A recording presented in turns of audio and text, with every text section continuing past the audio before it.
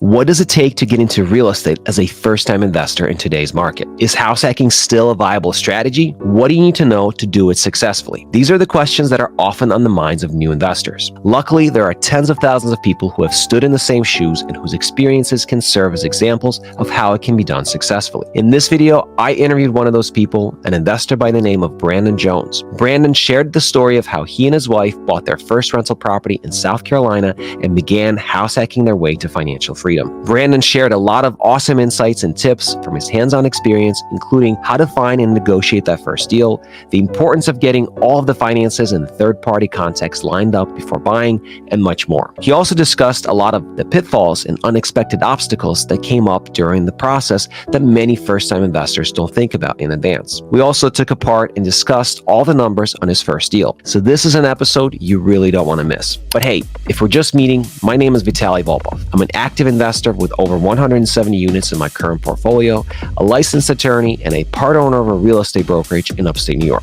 On this channel, I post interview videos with other investors, tutorial and review videos, and break down various real estate investing concepts. My goal is to help 1,000 other like-minded people reach financial independence through real estate. If that's you, stick around and subscribe. But without further ado, let's get into the interview.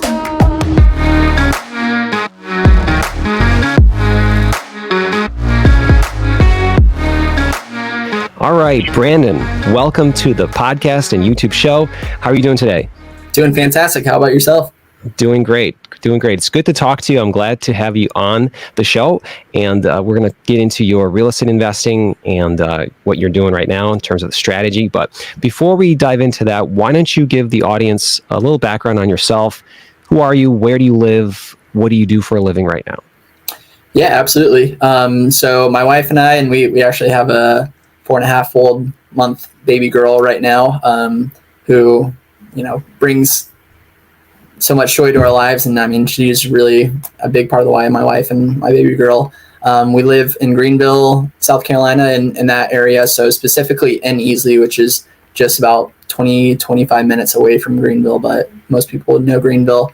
I'm 30 years old right now, and a little bit more background. So I work for a company called TTI, which they're headquartered in Hong Kong, but they own all sorts of different power tool brands. So Milwaukee Tools, Rigid, Ryobi, Hart Tools, a lot of those brands we work with.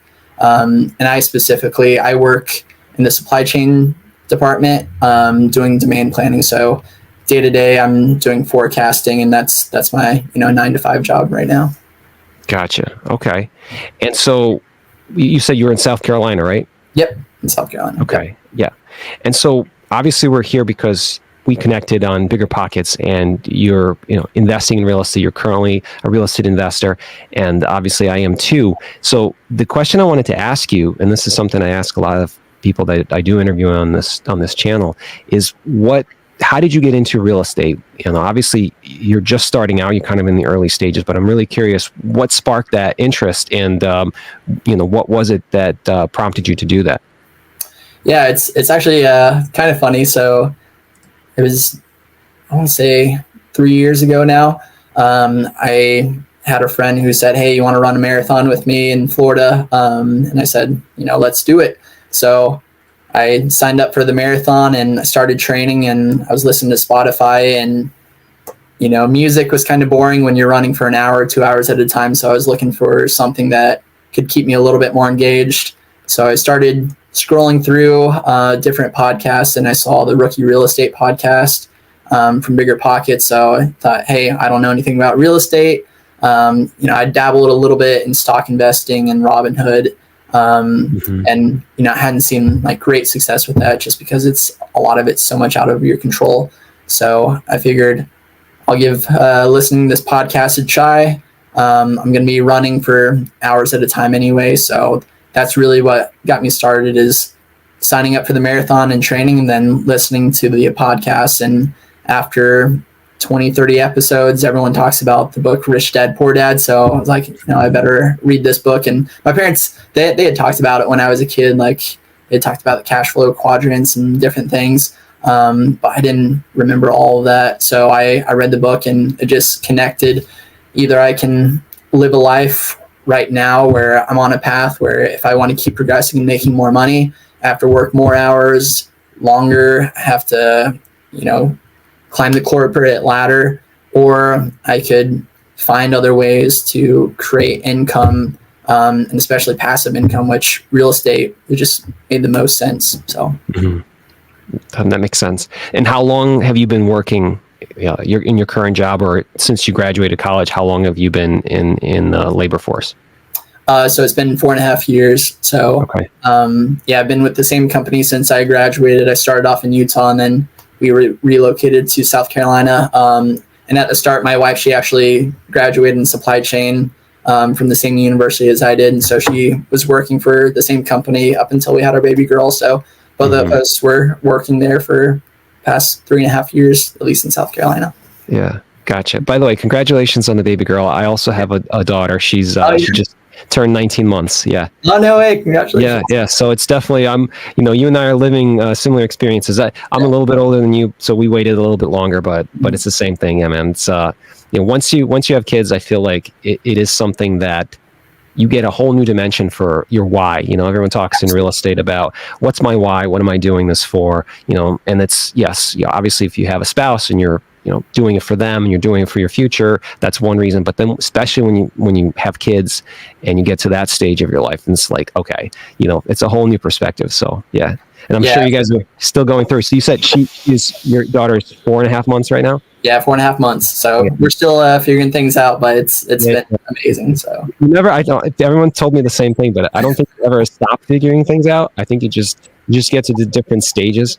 But yeah, it's awesome thing, awesome experience for sure. Hey guys, tap or click the screen in the corner for the next house hacking video you should watch. And if you want to go deeper with me and ask me your questions about house hacking or being a rental property owner, join me in my free private house hack mastery group on school.com.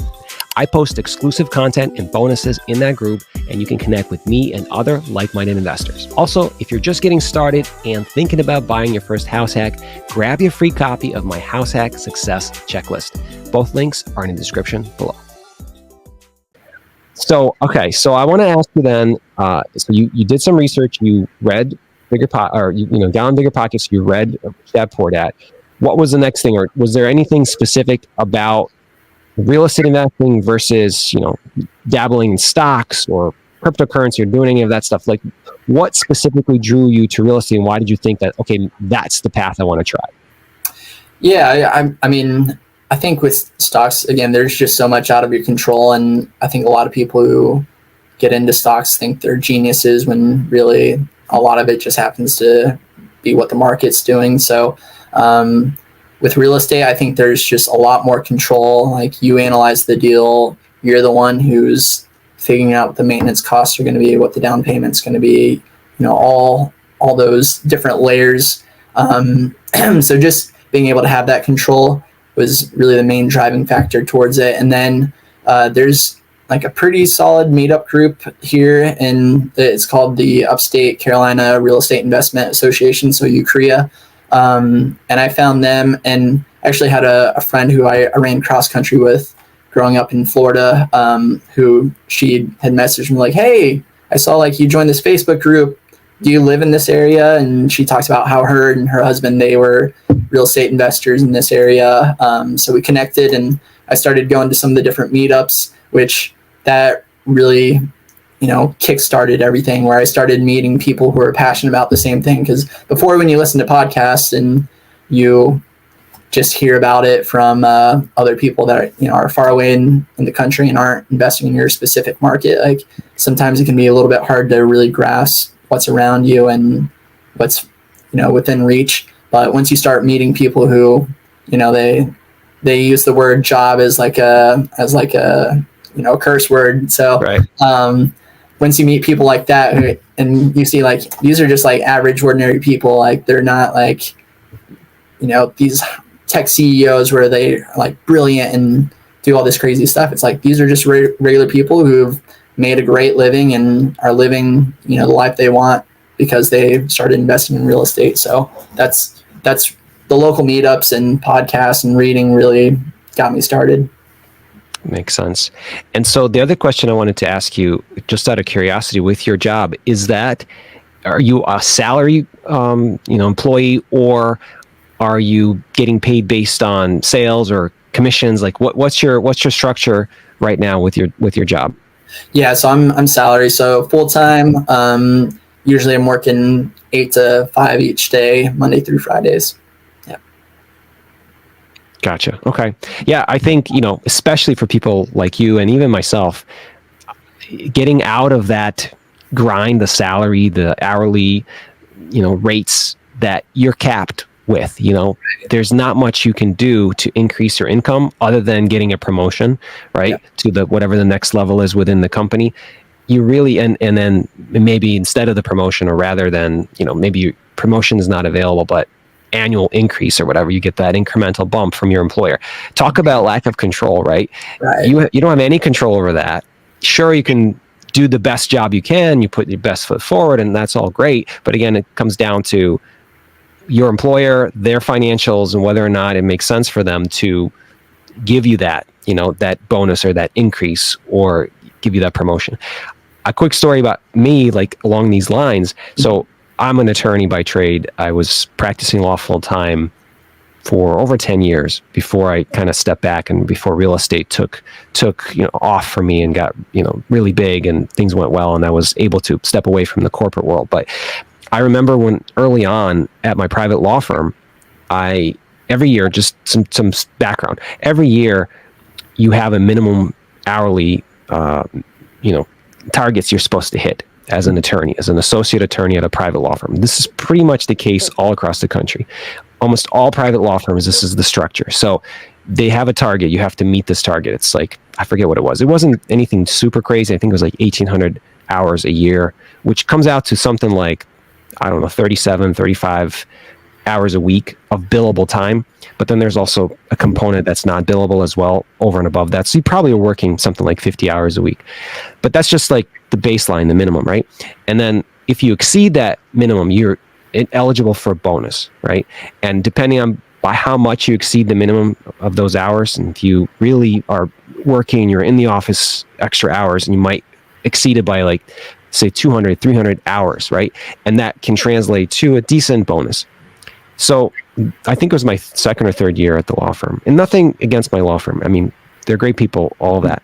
But I really put in all that extra effort because I wanted to make a little extra money, right? So I was there every day, just working nights, working on weekends, pulling all-nighters sometimes, like doing all that. And I think I was somewhere around, I don't know, like 200 to 300 hours over the minimums. And that bonus conversation occurs with a partner sometime in December, right before Christmas. It's like a good, happy time because that's when people get bonuses, and it's cool. It's like you almost get a present, like a Christmas present, right? But you can do a calculation to see if you get the full bonus based on all the hours you work, it should be X, right? So I did that calculation just like everyone else who's a young associate. And I had an idea in my head, okay, I did all these extra hours, I should get this amount of money. And then we had the conversation, a meeting with the partner. And she was very nice and everything was great. And I have nothing bad to say about anybody. But the economics of the firm itself, of the business, was that they couldn't give you everything that you thought you were going to get, right? So instead of getting whatever, I ended up getting maybe 2/3 of it. And it was still good and it was great and it's discretionary. They don't have to give it to you. But at the same time, that's when I realized, and I thought to myself, okay, I'm not in control of this process at all. There's nothing that I can do that would ensure that I make more money through my effort or through my output, right? And so that just means that I'm capped, and I'm capped at my financial success.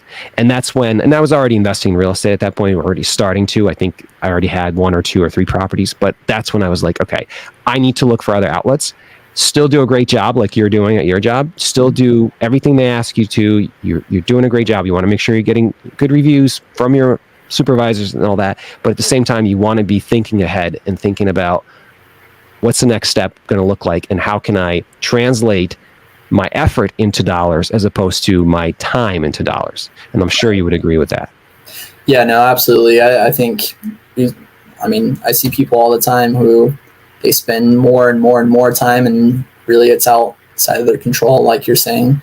And that's, a big part of it too, is I want to be capable of earning more than, my manager says, or than the business is capable of paying. And if you just limit yourself to, hey, I'm just going to work this 8 to 5, you're always going to be in somebody else's court. And I mean, similar to most other large companies, we've seen layoffs in the past couple of years, and there's people who worked there for 15 years, thought this was their company for the rest of their life, and they end up losing their job. And it's not because of performance necessarily. It's just sometimes it's just budget cuts and different things, reorganization, shuffles, and seeing that, and you're like, it doesn't really matter how hard I work or how much I do. At the end of the day, the company is always going to put its needs first, and at the same time, like, I'm going to do what I need to do to make sure that I'm doing a good job, and that I can show that, hey, I work hard, I'm full of integrity, and I have a good reputation. But at the same time, I can't ever expect the company to promote me and to give me the bonuses and the things that I feel like I might be working for. And that's where I feel like, either entrepreneurship or real estate or something like that, that is within your control. That's where you got to get started. And for me, I was like, well, I don't, really have a business or like this great idea that I want to start, but real estate, that's, really the perfect way I can start, because I can test it. And I mean, my wife, she's amazing, because she's been super supportive the whole time. When I first came to her, I'm like, hey, what do you think about getting a duplex? Or, what do you think about starting into real estate? She was like, hey, I'm willing to, take this journey with you and willing to learn. And she's been an amazing support. So I think that's been huge for my whole, investing and as well as career and just life in general, having the right background, backup. 100%. I agree. I think having your spouse on board and supportive of your decision to get into real estate is huge, and that was very important to me as well. And sometimes it does take some convincing. Yeah. They don't always, because they don't do the same research, and maybe they haven't read all the same books. I actually, because you mentioned Rich Dad Poor Dad, I read that book after I started investing, so I was already investing for a while, but my wife was kind of a passive observer of that, my first few deals, and she was sometimes skeptical and sometimes didn't quite understand exactly why. So then I had her read that book, and she did, and she read it within like a few days, and then she was like, okay, I see what you're saying, so it's definitely important for sure.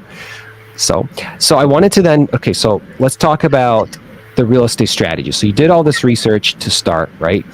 What strategy did you settle on, and what steps did you take to implement that strategy? Yeah, so I mean, while I was reading, so I bought a lot of different books as well about different strategies. Was listening to different podcasts, and there's the Burr method, which it's like, oh, that sounds exciting.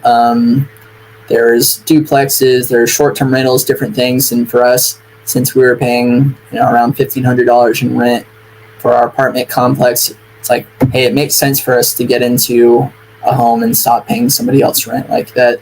First off, that's what we need to do, is start building some equity, and try and reduce our expenses. And then with house hacking with the duplex or small multifamily units, that just made sense because it's a perfect way for that fulfills our need of needing a place to live. But then it also allows us to try out being landlords, to try out being property managers and working on upgrading properties and maintenance and pretty much the full gamut with real estate investing. So that's what made the most sense to us. And so that's first thing, rather than looking for single family homes and then buying a rental property later, or buying short-term rentals or different things. We figured, let's find a duplex or something that's 2 to 4 units that will qualify for either FHA or conventional financing that won't be commercial, and get started that way. And so once you decided that you were going to do a house hack, what were the specific steps that you took? Obviously, you have the financing, which is a challenge sometimes. Mm-hmm. You also have the actual property search. You have to find a suitable property. Our market, I'm sure, just like many other markets, I assume yours as well, has been very hot. So it's been very difficult to actually outcompete other potential investors, especially in the size of, real estate that we're talking about, duplexes or maybe slightly larger. So what did you do to prepare yourself, and how long did that take? Yeah, so I'd say there's probably, but before we even had the money saved up, we already had talked to a realtor and said, hey, let's just go look at some of the different properties. Let's first, do our due diligence and learn about what the price ranges are within our market, what kind of condition I'd be paying. If I'm going to pay $250,000 for property, let me look at all sorts of different properties within that range. That way I can know, hey, I'm actually getting a good deal instead of just buying some junk. So first thing was getting a realtor. We started looking, and then we kind of put everything on hold until we built up some savings. And then we went to the local meetup, which that's where we found our lender, who works specifically with real estate investors. I'd heard him speak at one of the meetups as well. He was part of a seminar. And then our real estate agent we found also through our local meetup. And then all the different contractors, the inspectors, all those pieces. Also, we found referrals from people that, were within our network. That I found that people who invest in real estate, like they know who's good and they know who isn't. So talking to them, getting referrals is definitely the best way to go. Mm-hmm. It makes sense. Mm-hmm. And so how long did it take you to actually find something? So we started looking seriously probably in, I want to say like November, December of 2021. And, kind of like you're saying, at that time, interest rates were still in the 3%. Economy was great. Everything was booming. And so duplexes, small multifamily, just not an option. Like anything conventional weren't an option. And I talked to a guy at one of the meetups who said, yeah, we bought a place that had an ADU or like a mother-in-law suite, essentially, that we were able to rent out. And so I opened our criteria to anything that, either had an additional dwelling unit, an ADU, had a mother-in-law suite, had like an extra garage, like maybe a four-car garage place, things like that. So I put those keywords in Zillow, and our realtor also knew, like, hey, this is what we're looking for, this criteria. Of course, the whole time we were looking for duplexes and small multifamily, but we figured, there's a lot of people who don't necessarily need a mother-in-law suite for their single family, or don't necessarily want four-car garages for, probably what's going to be a smaller family that only has one or two garages. So we actually found a place that met our parameters. We put an offer in. We ended up going under contract, and the place, the price was right around 300, and it was 326 was the price. Our interest rate would have been around 3%. They had solar panels on it, which when we put in our offer, we said, we want to know more about the solar panels. And other agent told us, there's no debt that will be incurred to the buyer with the solar panels. They'll be fully paid off. So that was part of our contract. And it pretty much met our criteria, where they had a additional dwelling unit that was attached by one door, which they'd actually been using as a short-term rental. So Airbnb, they've been renting it out for about $1,300. And then as well, they had a 2-car garage that was connected to the place, and then another large 2-car garage that could easily be converted into another dwelling unit. Had electricity, had plumbing, that kind of stuff. So that was like, all right, this is our chance. And everything was working out smoothly. And then we ran into issues with the solar panel, where it's like, hey, we actually owe $40,000 on it. We thought we could pay it off, but we won't be able to. And then we asked them, can you send us the numbers and send us everything? And when we looked into it, we came to the conclusion that you guys are actually losing money with your utility costs having these solar panels instead of saving money on your utility bill. And then after running more numbers, we tried to negotiate down the price because we're going to be incurring that. They weren't really willing to work with us, and I think a big part of it was just their agent was horrible, honestly. she would take 3 or 4 days to respond to us. Sure. And then it was just wasn't the best situation. And after that, we were able to pull out of our contract because they had the solar panel lease in place and they weren't able to pay it off. So that kind of paused things for a little bit. We continued saving up money, and then in August, or I guess in July, that's when we found the duplex, and it was kind of, it was kind of a lucky coincidence. We had talked to this realtor maybe 2 years prior, and somehow I was still getting her emails, and they were going to my Gmail account, but to like the promotion part of it. And I had clicked on the email actually just to unsubscribe because I'm like, I don't know, I'm still getting these emails. Like we talked to her once.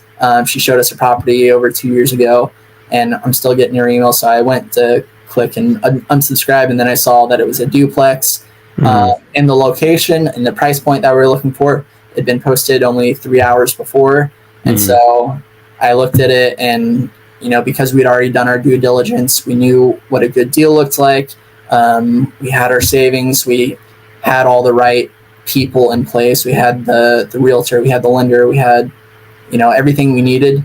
We were able to say, all right, we want to see it the next day. And then that next day we got an offer in, which another thing that helped us too is they had listed it in the wrong MLS. So they listed it in Spartanburg MLS, and the property was located in the Western Upstate MLS. And so I think it gave us just a small advantage because a lot of people didn't see it until 2 or 3 days later, which by that time we had already visited, we had already seen our offer, and we were able to get it under contract.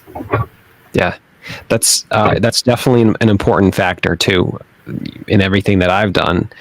Is if you see something, especially if it's out in front of the masses and you have to compete for it, you got to move fast. You can't, sit back and try to figure out numbers and kind of wring your hands and think about it, because if it's really even a decent deal in today's market, someone's going to jump in there and snag it right before you even get a chance to.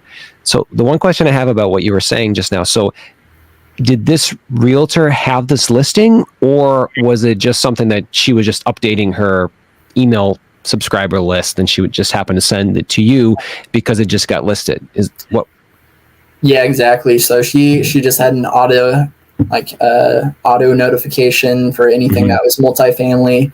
Because the one time we had talked to her, we said that's what we're looking for. So she added us to her automated email list, and then we got it through there. And at that point, we already had the different real estate agent that we were working with who worked with investors, was more familiar with real estate. And so we were able to, like you said, hop on it real quick. And I think that's really a key piece is like you don't want to have analysis paralysis where all you do is spend your time calculating and crunching numbers. Like I think that's a really important part of it. Like you don't want to jump into something where you don't really have a full idea what's going to happen. But I think in the meantime, if people don't have the money, or if they don't have, whatever in that time, like while they're waiting to find a property, that's when you should be finding, okay, who's the contractors that I can use? Who's the real estate agent I can use? Who's the attorney? Get your whole list and team ready, get your calculations, get everything ready. So that way, when a deal pops up, you're able to jump on it quickly instead of trying to find your team afterwards. Because one of the guys I work with, he just went under contract on a place, and it's a total renovation. And he's like, all right, now I need to start looking for a general contractor. And it's like, like if you're going to do a full renovation, like find the contractor before, because it's going to be a little while until you find the deal. So find your team, find the people that you want to work with. And then when you find it, rather than saying, okay, I've now got to, hold this property that I'm paying money towards each month to find a contractor, and hopefully I find somebody I can work with, like do the due diligence, build your team. That's something that doesn't cost money. And then when the right deal comes along, hop on it. Right. Okay. So let's kind of break down some of the numbers on this specific deal. I'm curious, how much did you pay for it? What were the rents at the time? How much renovation did it need? Kind of go through that, and what did you end up renting it for, and all of those aspects? When did you move into it? Let's do a deep dive on it. Yeah, absolutely. So the asking price was $259,900. We put in an offer for $259,000, so $900 under asking. And at the time, we put in an offer for conventional 25% down, mostly because the market, we knew it was extremely hot. There was a lot of cash buyers at the time. And this place, from what we had just seen online, we knew there was a chance it wouldn't qualify for FHA without some work. Or the buyer might, or the seller might have been a little bit turned off by that offer if they had a stronger conventional or stronger, all cash offer. So we went with that with the hopes of turning it into owner occupied, turning it into an FHA loan, but that didn't really pan out. The person who owned it, once we were under contract, I gave him a call and said, hey, I would love to be able to work something out with you where I could house hack. I know both sides are currently occupied. Would you be open to talking to them about having them move out? Have either of them express, the desire to move out anytime in their lease? Or is there, something where we could do where maybe if they're not interested, maybe we can offer some cash for keys. That way we can get an owner occupied rate, first of all, which is going to be less than the non-owner occupied rate. And then as well, we can put in a lower down payment. And we didn't realize it, but he, and one of the sides of the duplex, it was his best man from his wedding. And as soon as we mentioned like moving in, he definitely put up some walls and became very defensive. And it was kind of a rough, like, he ended the conversation nice, but then immediately our realtor called us and said, hey, that conversation didn't go well. He's really nervous about like you guys buying it because he thinks you're gonna, kick out his friend and put him on the street. And the other tenant, she was, a 75-year-old lady who he had rented to for a long time, and he didn't want to see her, kicked out within a couple of weeks so we can move in. So we said, we understand. We'd love to still offer the cash for keys, and if that works out, great, we'll be able to move in. If not, like we put in the offer for conventional financing, 25% down, and we have the savings to be able to back that. So either way, we'll still purchase it, and we're willing to honor the leases and then move in at a later time, just because we knew like the numbers, the deal, it definitely made sense. So when we bought it, the duplex, it's a 3-2, so 3 bedrooms, 2 bathrooms, and then a 1-car garage that's deep. It runs the full length of the duplex on one side, and then on the other side, it's a 2-bedroom, 2-bath with no garage, and each of them have their own private parking, or their own private driveway, as you can see in the picture. So the larger side, the 3-2, that was renting for $1,000 a month, and again, this was to his best man at his wedding, who he was definitely getting a great deal. And then the other side was renting for $850. So at that time, I mean, again, before even getting into putting in offers and seriously looking at properties, we had done the analysis of, okay, let's look at the different markets around here. Let's look at what does a 3-2 normally rent for in a duplex, in an apartment. What does a 2-2 rent for? What is a 2-1? So we'd already put an analysis together of, okay, in each of these different cities that we're looking at, here's what the typical rent rates could be. And we saw, okay, these rents are definitely well under, like this guy's owned the property for a while. He hasn't increased it. He's got people he likes in it. So we saw there's definitely room. And then the second thing is we looked at it and we're like, realistically, there's mostly just cosmetic upgrades that are needed. Like when the 2-2, it already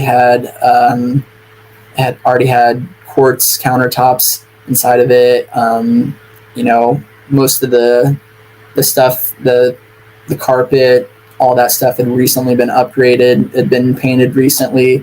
So we saw, like, realistically, there's just some more cosmetic fixes that we need to do, and some minor capex. So when we saw that, we're like, this deal, it makes sense for us, and we're probably not going to see something like this pop up very soon on the market. So we need to do what we can to make sure we can get this deal.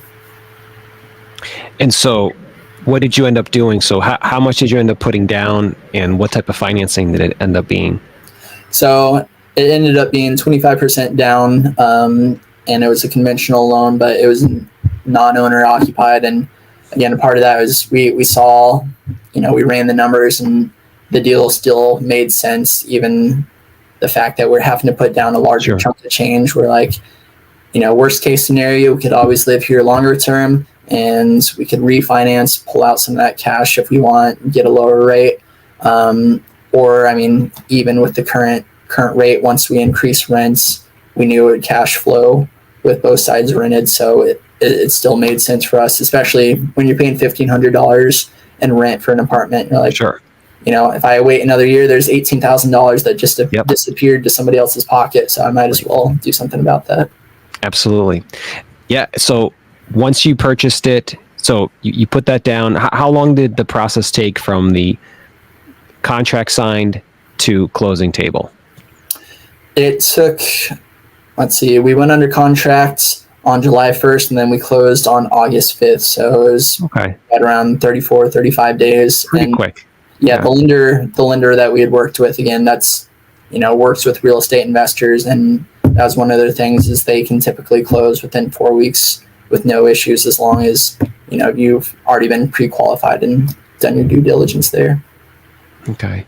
And so once you close, what happened then with the tenants? How long did they stay in the property? Did you end up getting them to leave, and what was that like? Yeah, so the lady who lived on the 2-2 on the smaller side, her lease ended in December, and there was definitely some sort of miscommunication, because the previous owner, we told him like, okay, we understand you want to keep the leases in place. We had offered the cash for keys, but we weren't going to force them out, and we weren't going to break their lease. And so when we had finally, we were doing our final walkthrough, she was sitting on the couch, and she looked pretty upset. And she was talking about, well, now I've got to find a new place to live. Mm-hmm. And I was like, what? Like, what were you saying? Like, I didn't quite catch that. And she's like, well, you guys are kicking me out.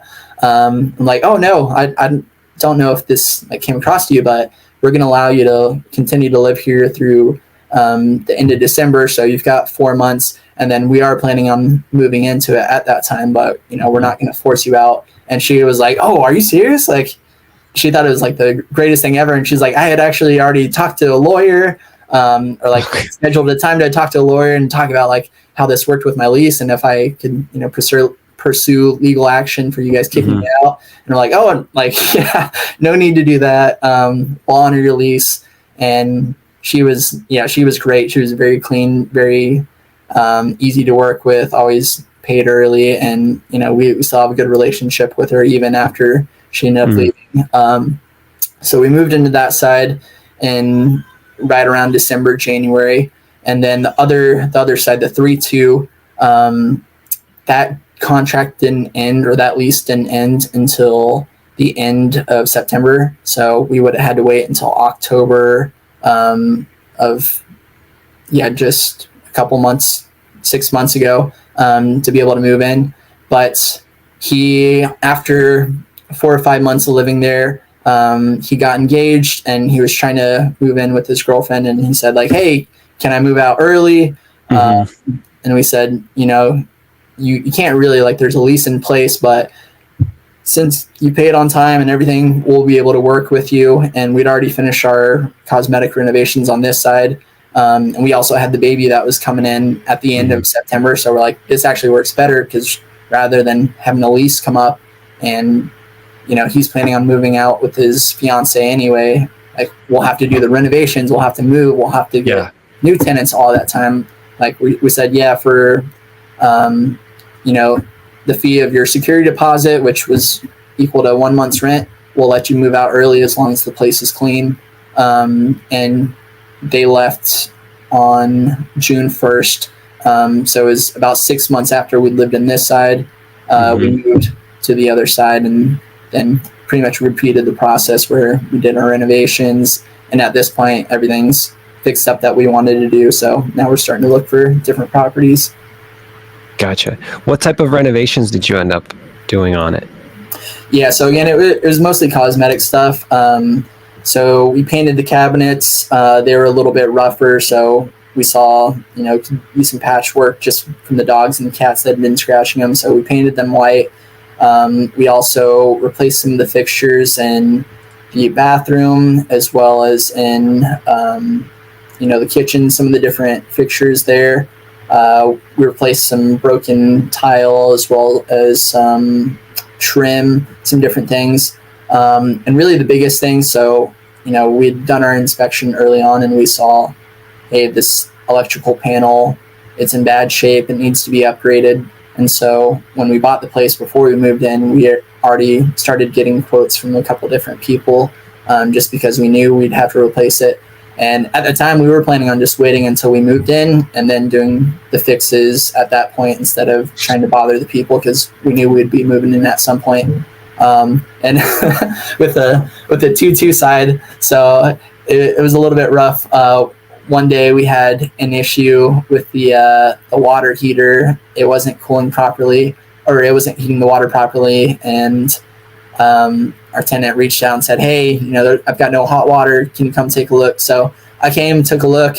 I talked to my wife's grandpa, who is like the most handy of all people, like just knows how to do pretty much anything. Grew up on a farm, like can do anything. So he walked me through like, hey, if it's a hot water heater, it's likely the thermostat and the elements that need replaced. And so I was like, hey, I can watch enough YouTube videos and I can figure this out. I'll go and replace it. So I go in and I start to open up the water heater. I get the electrical turned off.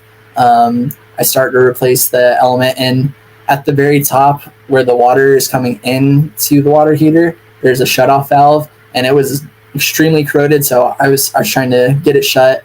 My wife's standing there next to me. She's going to be my helper for the night. Our 75-year-old tenant is sitting on the couch, and while I'm trying to get the valve shut, the pipe that goes into the top of the water heater breaks off, and it's just gushing out water, just spewing all over the place, and it's starting to flood a little bit. And our tenant's like, there's water coming into the living room, and it's coming out from under the stairs, and all this stuff. So it was like, worst case scenario in that moment. I was freaking out. My wife was freaking out. Like, what do we do? And eventually I was able to get the valve shut off, and then we were able to get the water all, soaked up and use a wet dry vac, and had a friend come over to help me and got everything cleaned up, got the fans going. So luckily that part wasn't an issue. And we had already done the due diligence. We had a plumber come and fix the connection, which that was only a couple $100. But we didn't realize at the time it wasn't actually the water heater that was having issues. It was the electrical panel and the specific breaker, which we knew like from the inspection, like, yeah, this will need to get fixed. The previous owner had like tried to start a new panel and had started running some wires and some breakers over to it, but it was definitely like he had been doing it on his own and definitely not to code or anything. So we're like, all right, we'll need to get it fixed, but it came sooner than we were expecting. But again, we were able to have those quotes before it came down to the crunch time of like, all right, we need to get this fixed if she's going to have hot water. And luckily, I mean, we had 3 quotes before we got it replaced, and one quote was for $10,000. The next one was for $5,000, and then the final one was for $1,000, which he was a good referral from other local real estate investors who everybody I asked, they said, yeah, this is the electrician we use. He owns rental properties. He understands, and he does a great job. And so we ended up going with him, which, I mean, in hindsight, if we hadn't paid attention to the inspection, if we hadn't figured, we're going to need to replace this at some point, we could have easily ran into that issue and it felt crunch time and just gone with the first offer or the first bid that we got, and ended up spending, $5,000 or $10,000, which would have been crazy, instead of taking the time to prep for it. So isn't it crazy how different contractors will have such wide ranges of prices? I think a lot of people don't really realize it. I mean, maybe homeowners might realize, and homeowners like to cut corners and shop around. So maybe people that own homes, but if you're a renter, you have no idea about this type of thing. But it's just goes to show you what taking the extra steps to try to find a better deal, how much money it can save you. And there are a lot of ways to save money in real estate and to make money in real estate, but one of the biggest ones is not overpaying for these types of fixes, because it can get very, very expensive, like you said. So I do also want to kind of ask you, so along these lines, right? So one of the segments of the show that I do when I do interviews is called an overrated, underrated segment, right? Mm-hmm. And it's some topic related to real estate. In this case, I want to ask you about inspections, where I ask the guest, say, hey, do you think inspections in real estate, and this is the question I want to ask you, do you think inspections especially for new real estate investors, when they're looking during the due diligence period, looking at the property before they close on it, how important do you think they are? Do you think they're overrated, underrated, or do you think most people approach them the right way? What's your take on it? Yeah, I would say absolutely underrated. Unless you're a handyman and you worked in construction your whole life, and maybe your family does it, I'd say 90% of people, they've lived in apartment complexes or they've lived at home where they've never had to do the maintenance. Especially in an apartment complex, like you just call up your property manager and they send somebody to take care of it. So an inspection, it really walks through every single little thing. And they get into the details for even the nuts and bolts of, the electrical panel and all sorts of little minor details that it really gives you a full idea. And especially if you can look at it, and that's what we did. We got it. We talked to my wife's grandpa and we said, okay, here's all the things we're seeing. And then we pretty much just priced it out and we said, okay, here's part of the cost. And that's also stuff that we negotiated when we were doing our contract with the seller, reducing our closing costs.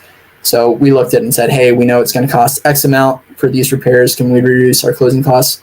But if we had skipped over the inspection, or if we had thought hey, this is just a paper to essentially say, yes, the house is viable, mm-hmm. instead of really saying here's all the known issues and here's how much, you can plan out how much it's going to cost to repair.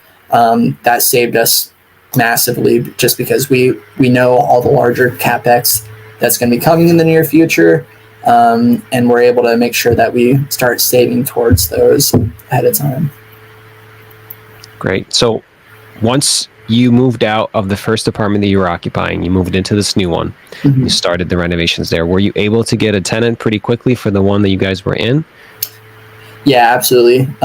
So luckily we had over 2 months notice. So we got everything listed on Zillow and a couple different websites. And, just based on the location and the Greenville area, just in general, we have, I think it's 40, 50 people moving here each day. So it's definitely a high growth area. So we knew we'll be able to get it rented. We just want to make sure that we're targeting the right people, that we're doing the right screening, and we have it at the right price. So previously that side, it was rented for $850 after spending about $3,000 in repairs on that side, including the $1,000 towards the electrical upgrade. We ended up getting under contract for $1,300. Nice. That's a nice increase. Yeah. Yep, definitely. That's good. So what about screening the tenants? What type of criteria did you have? Did you have them fill out an application? And what site or platform did you use to do a background and credit check? Yeah, so we did everything through Zillow Property Manager. We looked at a couple different places, but it just seemed simple, especially for the first property. So we did everything. They do the credit checks as well as the background checks, all of that. We had 2 Saturdays where we did showings and had people come between a 3-hour span. We had them fill out the application. So we had a list of different criteria of how long do you envision yourself living here? Have you, rented a property before? And if so, where? So just to give us an idea of, what they were looking for in a place. And then with the credit checks and the background checks, you can get a lot of information. And then one of the tips I had heard from somebody previously who he had spoke at our UCREA meetup, he said, try and get eyes on where they currently live. So that was one of the things I just drove by their current place, looked at the yard, got a feel for like, hey, it looks like, they're clean.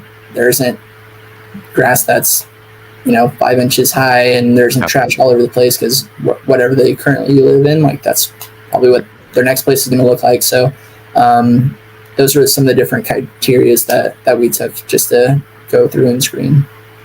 I think that's a great tip. And I would also add to that, this is something that we teach our leasing agents in my property management business, is also take a glance at their car. Sometimes if you're talking to them, you walk out with them, chit-chatting or whatever, you can see how they keep their car as well. You can take a peek at that, which is similar to how they currently live at their current residence. It's not obviously dispositive. You're not making decisions solely based on that. But if their car is like filled with garbage and junk and old fast food containers and all that stuff, they're probably going to be like that in your apartment as well. So that's definitely one of the things that we talk about.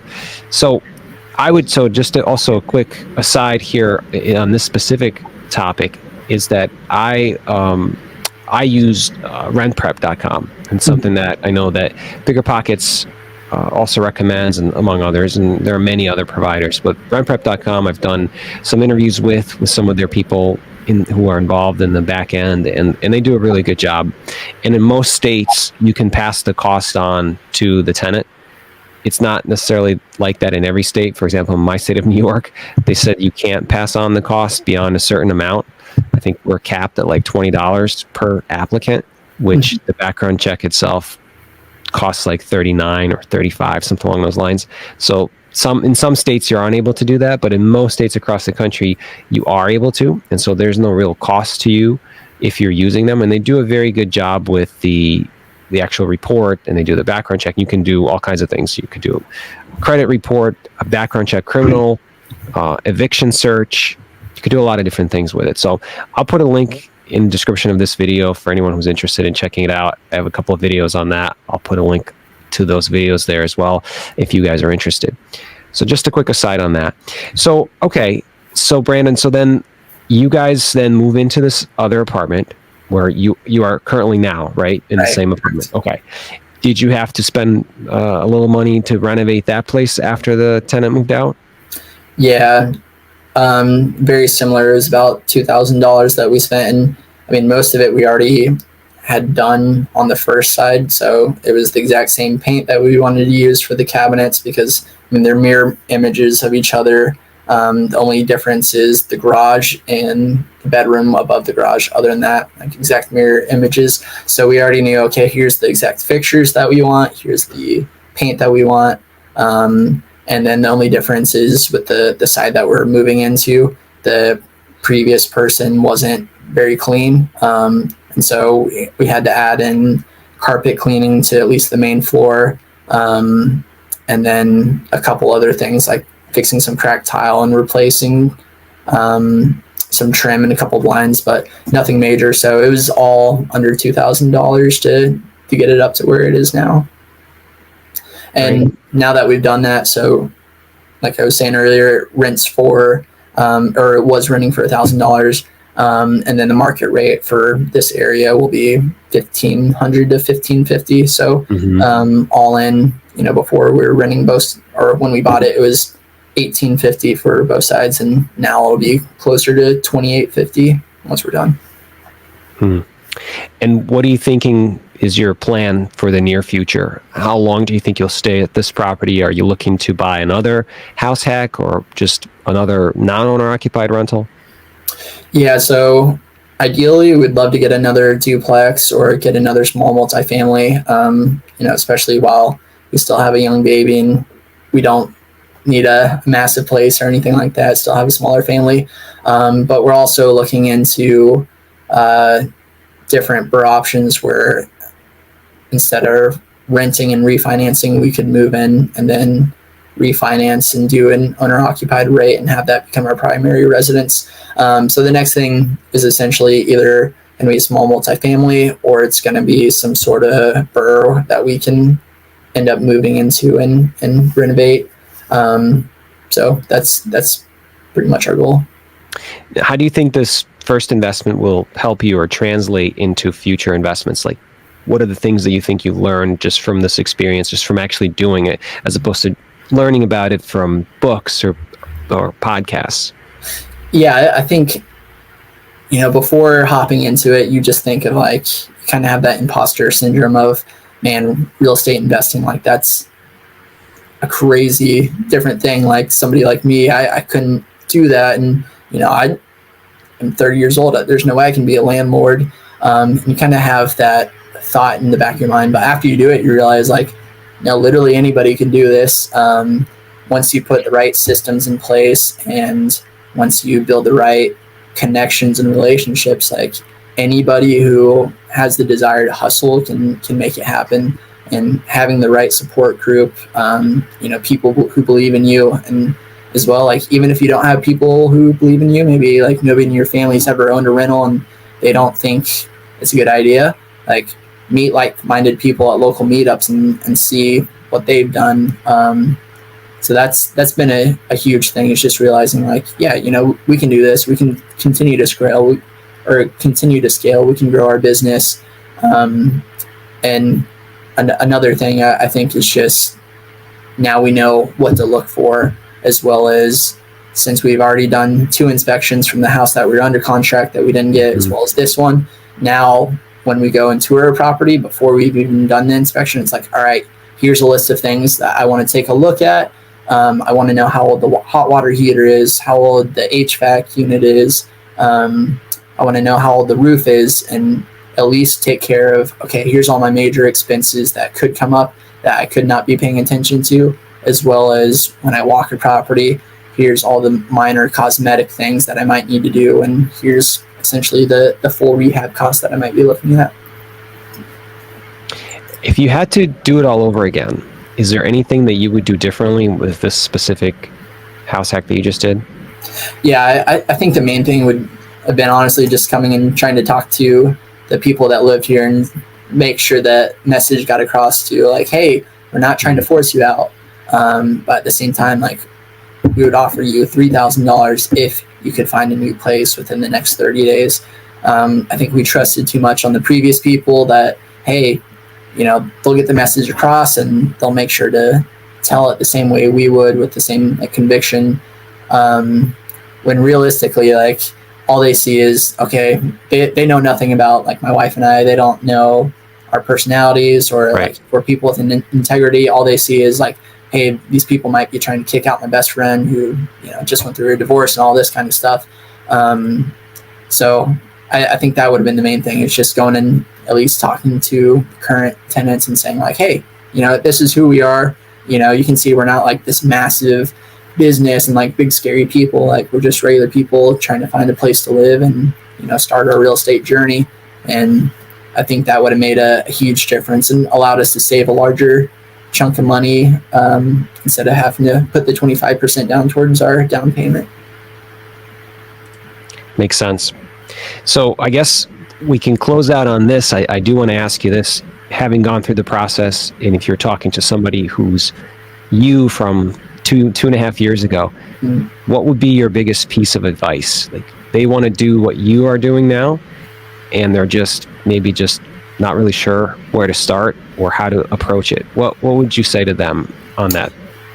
Yeah, I would say, just tap into your skill set. So if you're able to like build strong connections, if you're really good at, renovations and the construction aspect, if you have the right connections who have done real estate or different things, like tap into your strengths first.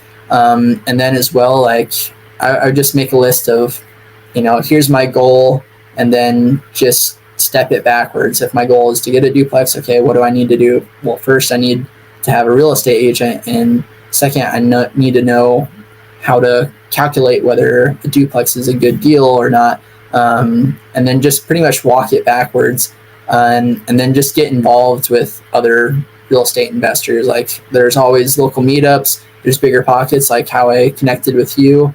There's all sorts of different ways that you can meet people who are willing to help you in the journey. So say, start with your goal in mind and then be able to start building connections and go from there. I love it, man. That's great advice. And you guys, whoever's watching this, if you guys have questions after, obviously after we post it, you can drop them in the comments below. I'm sure Brandon will come back and we'll talk. If there's something specific you guys wanted to ask him, if there's anything that you want me to answer, I'm happy to do that as well. But I think this was a great podcast, and I really appreciate you, Brandon, coming on and, giving us a rundown of your experience so far. I'm looking forward to kind of following up with you in the future and seeing how you're doing with your next venture. Absolutely. I appreciate you taking the time to talk with me today. Thanks so much, Brandon. Have a good one. All right, you too. Thank you. Take care.